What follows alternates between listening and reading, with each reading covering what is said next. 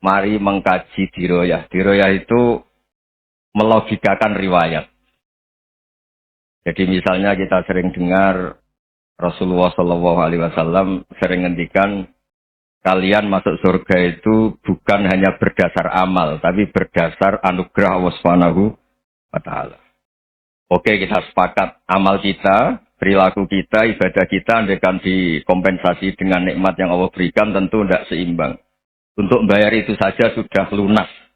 Jadi Anda semua tidak berhak masuk apa? Surga. Sehingga di beberapa riwayat dijelaskan ada orang yang 500 tahun ibadah, nggak pernah maksiat. Ditanya sama Allah, kamu masuk surga karena apa? Karena ibadah saya ya Allah.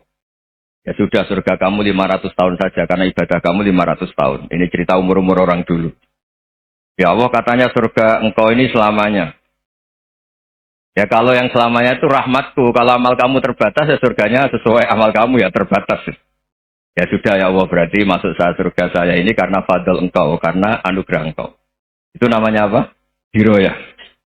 Diroyah itu satu kajian analisis di mana kita percaya riwayat, tapi kemudian punya logika, punya diroyah. Ini penting supaya tauhid kita ini kuat.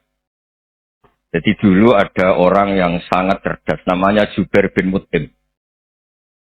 Dia saking cerdasnya, juga kaya, juga tokoh, dikirim sebagai delegasi pembebasan Asra Badrin, tawanan Badar. Kemudian pas datang ke Masjid Nabawi, Nabi delalah pas baca Wattur wa kitabim mastur. Sampai pada titik Nabi baca Am khuliqu min ghairi syai'in. Am humul khaliqun.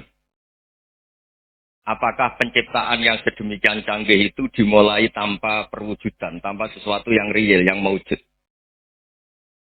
Orang itu langsung bersimpuh, matur, ya Rasulullah saya Islam. Kada qalbi yadir, hampir hati saya, otak saya, pikiran saya itu terbang. Karena logika yang dibangun ateisme misalnya, kalau alam raya ini dimulai dari nihilisme, berarti logikanya apa? Al-adamu yakhluqu maujudan. Alam raya ini kan maujud. Maujud itu ada. Kalau yang lebih dulu itu ketiadaan, berarti ketiadaan menjadi sebab kewujudan. Kalau dalam bahasa Arab itu al-adamu yakhluqu maujudan. Sesuatu yang harusnya nggak jadi faktor karena ketiadaan, menjadi faktor sesuatu yang nyata. Itu kan nggak masuk akal.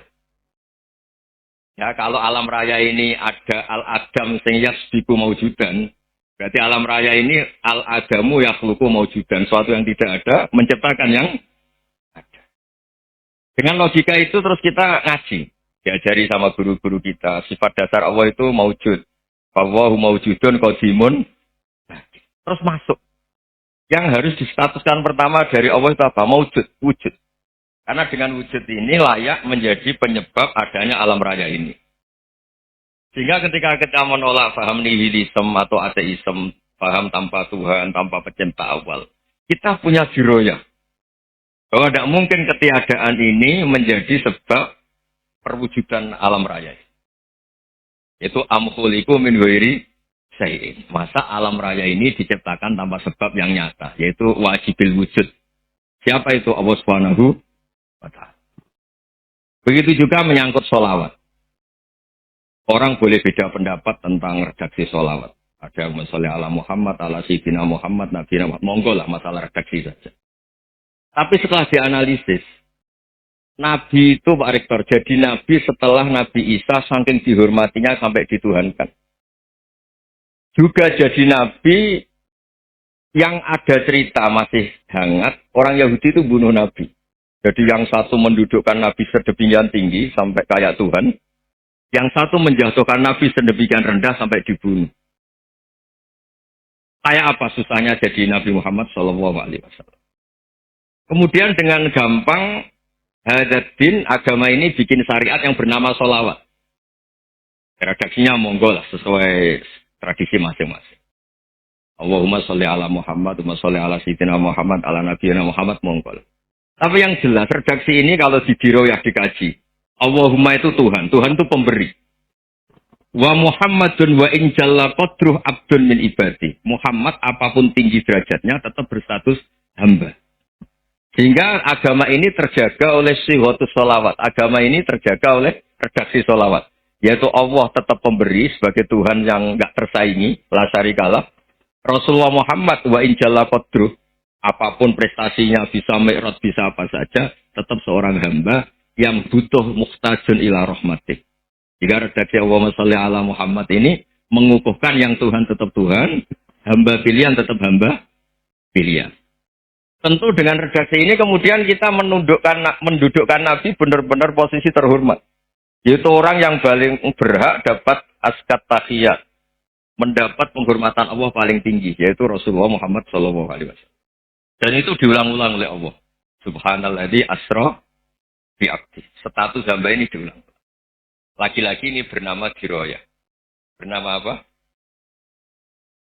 Contoh ketiga misalnya fihi ayatum bayinatum maqamu Ibrahim. Dulu orang Yahudi itu ada diskusi masif. Syaratnya Nabi itu mbah-mbahnya harus Nabi. Harus keturunan Nabi. Kemudian semua Nabi rata-rata di Palestina, di Syam.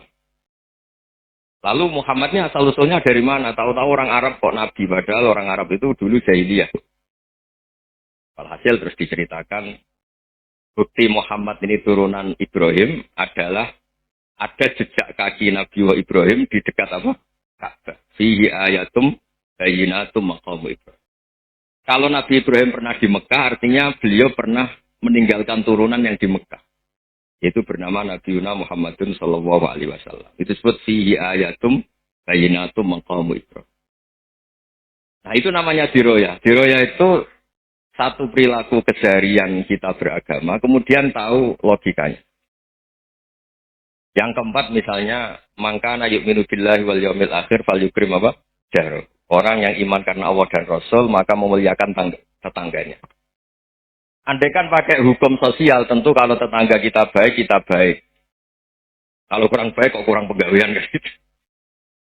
Tapi dulu itu pernah ada seorang ulama itu dibully ya, dikerjain sama anak muda tetangganya. Pak Kiai datang ke rumah saya. Orang ini datang. Kemudian setelah di rumahnya, saya udah jadi butuh sama Pak Kiai, silahkan pulang. Itu Kiainya senyum menikmati. Dan itu terulang 3 kali.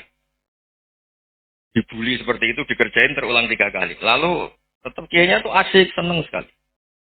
Lama-lama muda ini tanya, kenapa engkau tidak tersinggung? Padahal saya kerjain sampai 3 kali. Tak undang, terus tak suruh pulang. Tak undang, tak suruh pulang.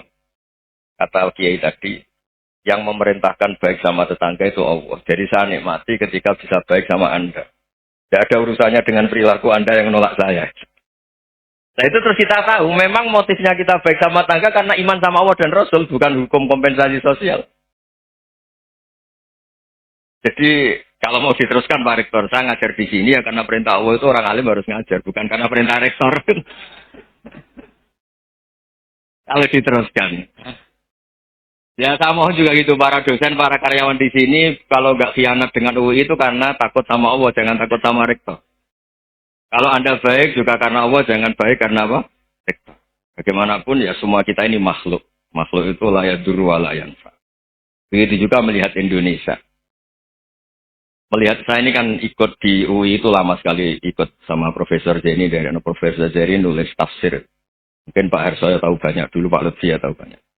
Tapi saya memang nggak pernah terbuka karena ya memang nggak ingin. Kondisi ini kondisi darurat. Sehingga saya tahu cara berpikir Profesor Zaini, ya tahu komitmen beliau pada UI. Dan pendiri UI memang ya banyak yang dari tokoh NU, Muhammadiyah, dari tokoh-tokoh ormas yang lain. Memang didirikan banyak orang. Hingga UI memang nggak milik ormas apa tertentu. Dari satu sisi memang baik, nggak dikuasai ormas tertentu. Tapi nanti kalau keterusan ya nggak berbentuk. Ya sudah lah dikelola saja. Sambil-sambil jelas, sambil-sambil kadang nggak jelas, yang penting ikhlas saja. Karena kalau terlalu asobia itu jadi repot. Kita ini yang nekuni fikih itu tahu. Kalau tidak kuno itu mazhabnya Hanafi. Kuno itu mazhabnya Syafi'i. Tahu-tahu seakan-akan Imam Syafi'i itu NU, Imam Abu Hanifah itu Muhammadiyah. Padahal ini orang-orang yang sebelum NU dan apa? Muhammadiyah. Jadi kalau kita yang nekuni ilmu itu biasa saja dengan perbedaan. Tapi kalau orang-orang yang nggak siap dengan perbedaan itu sampai Allah disifati Ta'ala itu tidak terima. Padahal Ta'ala itu maknanya Maha Luhur, yang Maha Agung. Jadi ada seorang kiai kebetulan pidato pertama Pak Rektor. Assalamualaikum warahmatullahi taala wabarakatuh.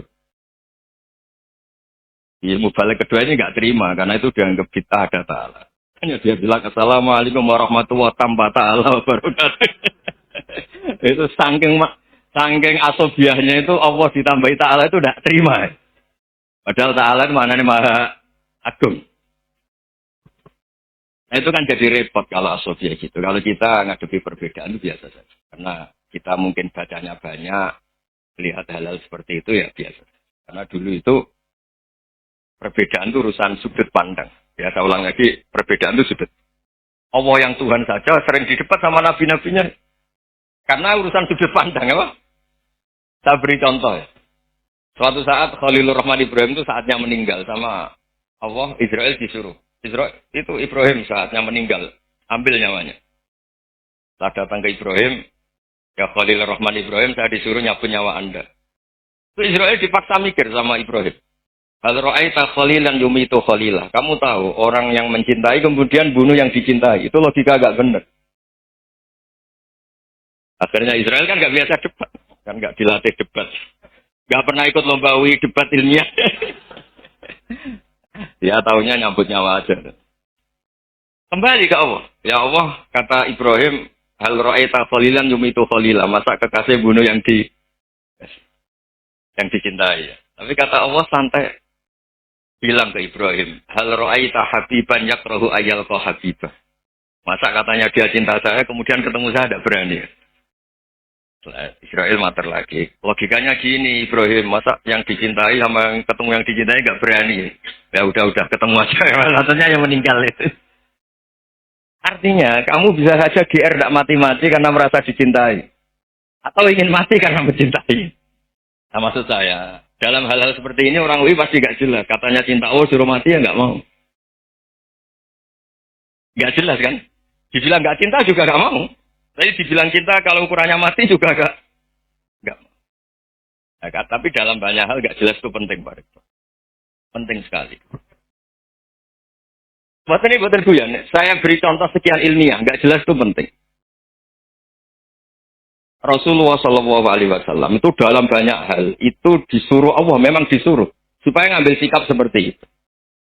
Karena Allah itu punya otoritas penuh untuk bikin orang itu baik atau tidak baik. Wahsy itu yang membunuh Sayyid Hamzah, orang paling dicintai Nabi di antara yang dicintai Nabi. Qatalahu Wahsyun, dibunuh oleh Wahsy. Nabi secara basarnya itu nggak suka sama Wahsy. Sampai cara lahir ya ingin corong Jawa ingin masuk nol. Tapi apa kata Allah? Laisa laka minal amri syai'un aw yatuba alaihim aw yu'adzibah. Itu tidak wilayah kamu Muhammad. Malah Wahsy dikasih tobat sama Allah. Khalid bin Walid. Itu perang Uhud kalah. Itu karena ide brilian Khalid bin Walid. Pas itu masih panglima kafir. Yaitu pura-pura kalah. Ghanimah dilepas, sahabat turun, pasukannya naik. Walhasil orang Islam kalah. Khalid bin Walid akhirnya juga masuk Islam. Orang yang secara basariah Nabi itu gak siap. Kebalikannya juga ada. Sa'labah itu orang sampai gelar hamamatul masjid. Ini pas ngaji mesti ingat. Salah. Dia di masjid terus. Setiap habis salam tuh lari. Karena istrinya nyuwun sewu masih berpakaian yang tidak pantas. Kenapa engkau terburu-buru pulang? Pakaian yang dipakai istri saya sekarang saya pakai. Ya pakaian sarung itu kayak Pak Rektor kan fleksibel. Ini khusus mau Ramadan. Tidak akan sarungan terus. Gak usah khawatir. Jadi ini tadi sudah perjanjian. Saya yang kiai celananan, beliau yang rektor pakai sarung. Jadi, iya. Supaya itu barter madhab. Tapi hanya sekali ini aja, bukan. Jadi jangan diharapkan ini jadi tontonan terus-menerus. Dan ini barter madhab. Saya sama Profesor Kores juga sering gitu. Saya pakai sarung yang dipakai beliau pakai sarung yang dipakai saya. Memang itu tradisi Islam. Tahadau tahabu, kamu saling memberi hadiah maka kamu saling mencintai, bukan riswah, bukan. Walhasil terus Sa'labah ini, buat saya didoakan Nabi supaya saya kaya, supaya tidak sering ganti-ganti pakaian seperti ini sama istri saya. Jangan-jangan kamu miskin itu lebih baik. Ngotot minta didoakan. Didoain Nabi kaya, terus lama-lama ninggal sholat, ninggal jamaah. Itu Allah belum tersinggung. Yang mulai Allah tersinggung itu kan saya sering fatwa di mana-mana, sering memberi saran. Mumpung kamu miskin itu sering sedekah. Karena kalau sudah kaya itu tidak bisa. Saya memberi analogi gini. Kalau saya masih santri miskin, punya uang 100.000, diminta guru saya 50 tak kasihkan. Padahal itu 50%. Punya 2 kambing kurus, diminta guru saya 1 pasti tak kasihkan. Padahal itu 50%. Jadi kalau punya sapi Brahman atau sapi limusin yang harganya itu 100 juta, punya 2, diminta 1 boleh enggak? Enggak boleh. Saya punya motor butut 2, diminta teman saya 1 boleh. Tapi kalau Davidson Harley itu enggak boleh. Nah, walhasil itu kalau kita miskin, misalnya kita zaman kuliah atau zaman mondok atau zaman apa saja, punya uang 100.000, narik temannya sampai 50.000 kan biasa. Tapi setelah 1 miliar, berani nggak kamu kasihkan 500 juta? Sama-sama 50%. Enggak kan? Nah salah apa gitu? Ketika zakat masih per 40 kambing, 1 kambing, itu sebenarnya kan masih ringan. 40, 1, 82. Kambingnya itu sudah mabenal jabalen. Barang dihitung zakat karena sudah ribuan, jumlahnya sampai 400 kambing. Banyak lah pokoknya. Terus kata Salabah, ini pemerasan. Karena jumlahnya besar. Allah tersinggung karena nabinya dianggap narik zakat itu dianggap khoros, dianggap pemeras. Allah tersinggung kemudian fa'aqobahum nifakon fi qulubihim ila yaumil. Dia ditegur munafik. Semenjak itu terus tadi kembali gak jelas tadi. Berkuahnya gak jelas itu menjadi orang itu bijak. Ini sekarang nakal, jangan-jangan nanti jadi orang baik. Yang sekarang baik, jangan-jangan suatu saat jadi tidak baik. Semua orang introspeksi. Gak ada jaminan kalau kita sekarang baik akan baik terus. Gak ada jaminan kalau kita sekarang buruk akan buruk.